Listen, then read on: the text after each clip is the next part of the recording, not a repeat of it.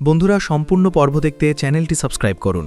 মেঘার মিথ্যে কথার জালে ফেসে গিয়ে ইন্দ্রাণী ব্র্যান্ড অ্যাম্বাসেডর থেকে বাদ দিল কুসুমকে। কুসুম ধারাবাহিকের আজকের এই পর্বে দেখা যাবে পুজো দিতে গেলে আয়ুষ ফোন করে। খুশি হয়ে যায় কুসুম। আয়ুষ কুসুমকে বলে, তোমার সাথে দেখা হওয়ার পরে আমার মনটা ভালো হয়ে যায় আর আমার ডিলটা ফাইনাল হয়ে যায়। তুমি জানো তো কুসুম, মা বলে মন ভালো থাকলে সব ভালো হয়ে যায়। জানো কুসুম, মা কিন্তু ভীষণ খুশি হবে। কুসুম বলে, আচ্ছা ছোট সাহেব, আপনি কবে ফিরবেন? আয়ুষ বলে, আমার একটু সময় লাগবে, আমার এখানে কিছু কাজ বাকি আছে, ওগুলো শেষ করে যত তাড়াতাড়ি সম্ভব বাড়িতে চলে আসব। কুসুম ফোনে কথা বলা অবস্থায় কিছু ছেলে এসে বলতে থাকে, আপনি কি গাঙ্গুলি পরিবারের কোম্পানির ব্র্যান্ড অ্যাম্বাসেডর? আমরা আপনার ফ্যান, আমরা কি আপনার সাথে ছবি তুলতে পারি? আর এই সব কিছু আয়ুষ শুনতে পায় আর হাসতে থাকে।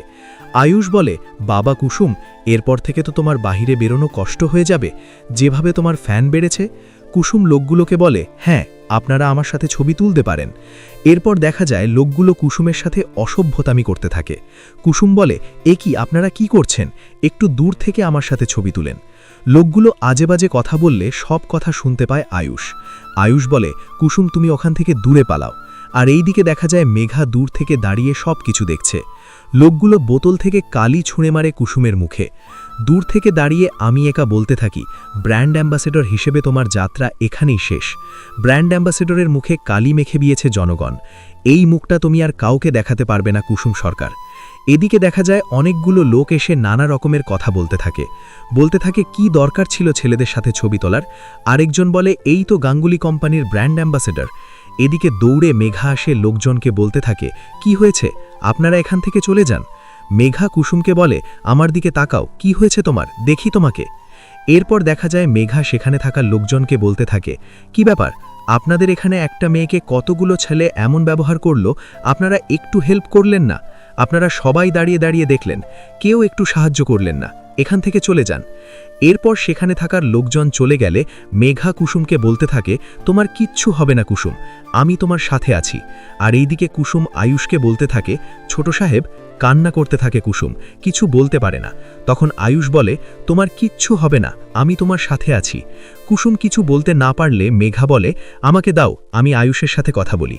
এরপর দেখা যায় মেঘা কুসুমের কাছ থেকে ফোন নিয়ে আয়ুষকে বলতে থাকে, কয়েকটা ছেলে কুসুমের মুখে কালি মেখে দিয়ে চলে গেছে, এখানে কিছু ঠিক নেই। আমি এখন কুসুমকে নিয়ে বাড়ি যাচ্ছি, এটা বেশি ইম্পর্ট্যান্ট। আমি বাড়ি গিয়ে তোমার সাথে কথা বলছি। এই কথাটা বলার পরেই মেঘা ফোনটা কেটে দেয়। আর এই দিকে দেখা যায় শাস্তি হিসেবে মীনাক্ষীকে বাড়ির সব কাজ করতে দেয় ইন্দ্রাণী। বাড়ির সব কাজ শেষ করে মীনাক্ষী ইন্দ্রাণীকে বলতে থাকে, আমি ঘর সব পরিষ্কার করে এসেছি। সিদ্ধার্থ বলে, এখন তুমি রান্না করতে যাও বৌদি, তুমি বলেছ বাড়ির সব কাজ তোমাকে করতে হবে। ইন্দ্রাণী বলে, থাক, ওকে রান্না করতে হবে না, রান্নাটা কুসুম করবে। ঠিক তখনই দেখা যায় মেঘা দৌড়ে এসে মনে মনে বলতে ডাকতে থাকে। ইন্দ্রাণী বলে, কি হয়েছে তোমার মেঘা? কুসুমকে দেখে মেঘা বলতে থাকে, কুসুম ভেতরে আসো। কুসুমকে দেখে সবাই অবাক হয়ে যায়। ইন্দ্রাণী বলে, কি হয়েছে তোমার কুসুম? আর এই দিকে মীনাক্ষী খুব খুশি হয়ে যায় কুসুমের এই অবস্থা দেখে। মীনাক্ষী বলে, কুসুমের মুখে কালি এত তাড়াতাড়ি এটা হলো? রাজ বলে, ওর মুখে কালি এটা কি করে হলো? ইন্দ্রাণী বলে, আমাকে কেউ কিছু বলবে কি হয়েছে? মেঘা বলে, আমি বলছি মনি কি হয়েছে। কুসুম মন্দিরে গিয়েছিল, তারপর ওখানে কতজন ছেলে ওর মুখে কালি মেখে দিয়ে চলে যায়। এসব কিছু মেঘা সবাইকে বলতে থাকে। মেঘা বলে, কুসুমকে ওরা চিনতে পেরেছিল, ওরা জানতো কুসুম ব্র্যান্ড অ্যাম্বাসেডর, এজন্য ছবি তুলতে এসেছিল। তারপরে এরকম একটা কাণ্ড করে ছেলেগুলো। রাজ বলে, রাগ তো করতেই পারে, তার জন্য ওর মুখে কালি মাখবে কেন? মেঘা বলে, এ কারণটা হয়তো আমাদের অজানাই থাকবে। এরপর দেখা যায় মেঘা ছেলেগুলোর সাথে বলেছিল কুসুমকে এমন একটা অবস্থা করবে যাতে আজকের এই দিনটাও মনে রাখে।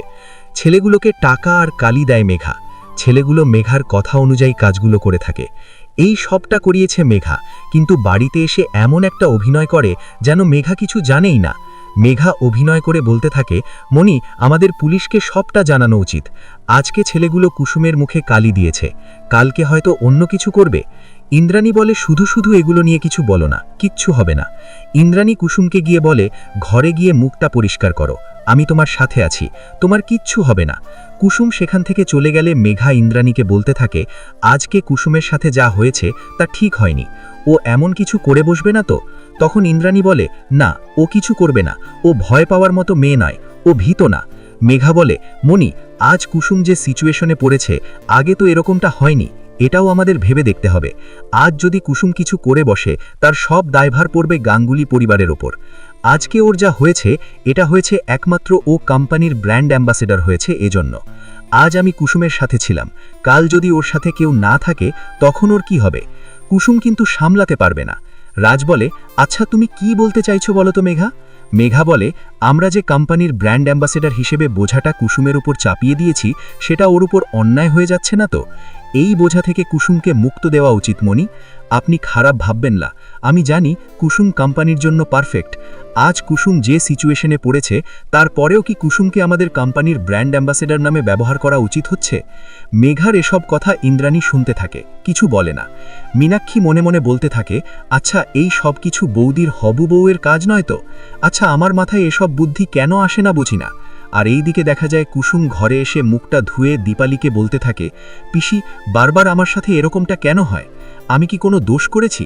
দীপালি বলে, না কুসুম, আজকে তোর সাথে যা হয়েছে এতে তোর কোনো দোষ ছিল না। তুই কখনো কারো সাথে অন্যায় করিসনি।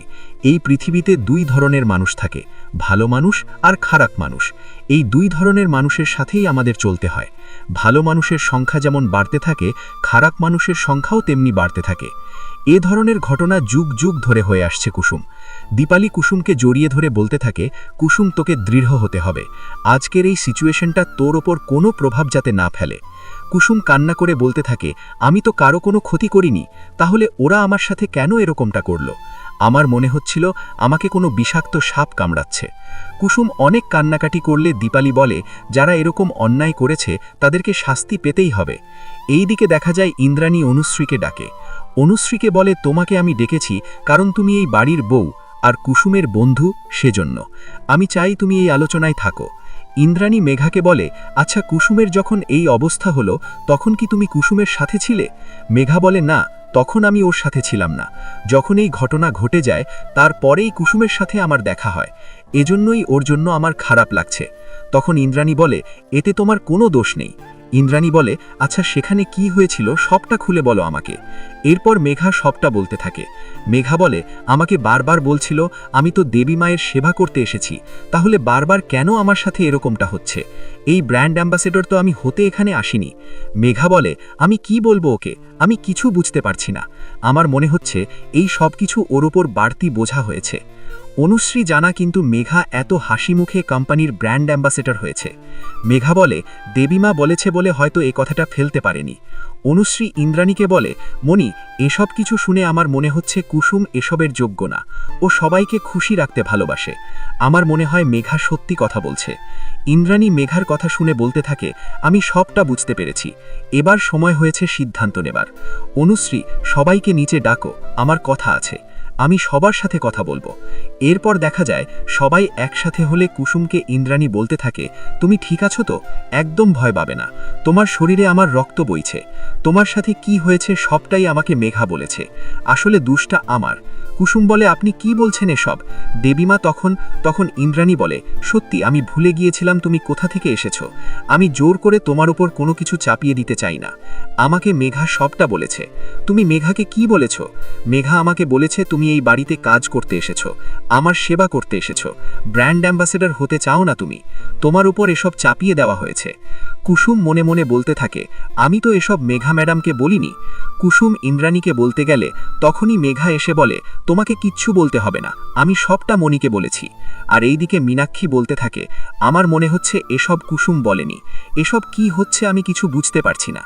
ইন্দ্রাণী সবার সামনে বলতে থাকে, আমি একটি সিদ্ধান্ত নিয়েছি, গাঙ্গুলি পরিবারের গ্রুপ অফ কোম্পানির ব্র্যান্ড অ্যাম্বাসেডর থেকে কুসুমকে অব্যাহতি দিয়েছি আমি। কথা শোনা মাত্র সকলেই অবাক হয়ে যায়। তো বন্ধুরা, এই ছিল আজকের পর্বের আপডেট। পরবর্তী আপডেট সবার আগে পেতে চ্যানেলটি সাবস্ক্রাইব করতে ভুলো না।